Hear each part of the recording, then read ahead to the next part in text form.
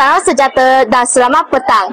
Sempena sambutan Bulan Kemerdekaan di sekolah kita pada tahun ini, kami berbesar hati untuk mengadakan wawancara untuk berkongsi pandangan tentang aktiviti pada hari ini.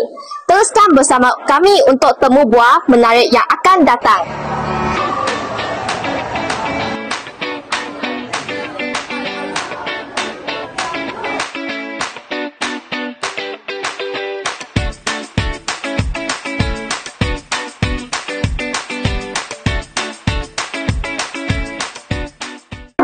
Selamat petang, Cikgu. Selamat petang. Saya Kushin dari kelas 3A2. Okey. Bolehkah Cikgu memperkenalkan diri? Okey, terima kasih. Nama saya Puan Nur Syazrina binti Abdul Rahman. Saya selaku Ketua Panitia Sejarah di SMK Tinggi St. David. Baik, Cikgu. Apakah erti kemerdekaan bagi Cikgu? Erti kemerdekaan ni sangat luas lah. Okay? Tapi bagi saya, cikgu sejarah, erti kemerdekaan ini adalah membebaskan diri kita ni daripada dijajah. Okay? Kesan daripada pejuang-pejuang yang terdahulu, maksudnya kemerdekaan ini memang bererti kebebasan untuk kita. Terutama sekali selepas kita dijajah oleh pelbagai pihak, akhirnya kita mencapai erti kebebasan, iaitu pada 31 hari bulan 8, 1997. Cikgu, apakah nilai penting yang murid perlu amalkan untuk mengekalkan kemerdekaan negara? Yang pertama, nilai yang perlu kita amalkan untuk mengekalkan kemerdekaan negara ialah yang pertama, kita mesti bertolak ansur, sedia menerima segala pendapat luar lah, okay, untuk memajukan negara. Yang kedua, kita mestilah setia pada raja dan negara, kerana itu adalah asas untuk kita memajukan negara kita lah. Kita tidak akan memburuk-burukkan negara, kita tidak akan mempelekehkan negara kita, raja kita, dan menghormati mereka lah.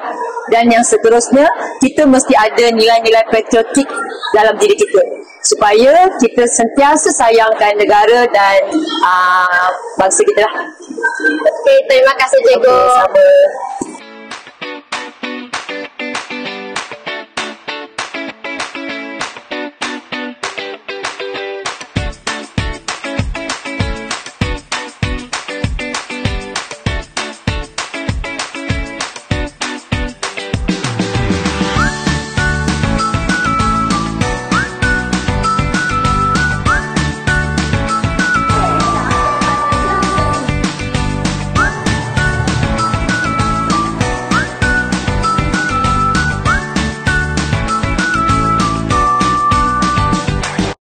Cantiknya pakaian anda.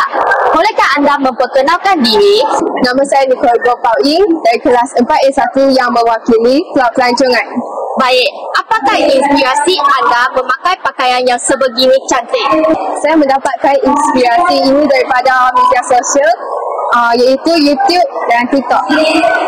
Jika diberi peluang lagi, adakah anda mahu sertai pertandingan kemerdekaan pada masa akan datang? Ya, Kenapa?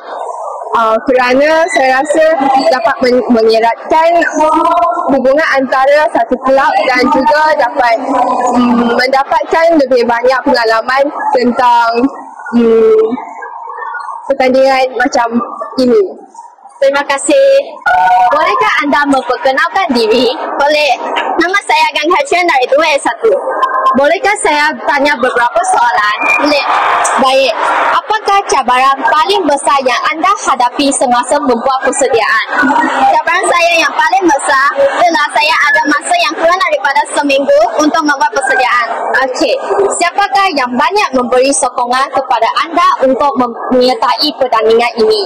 Rakan saya Eva, kerana dia selalu membantu saya untuk melatih dan membantu saya membuat skrip.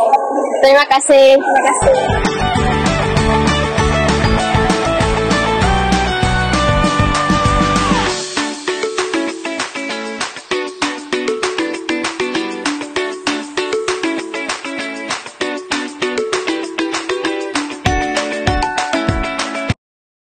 Sekian sahaja laporan kami pada petang ini. Jumpa lagi di lain hari.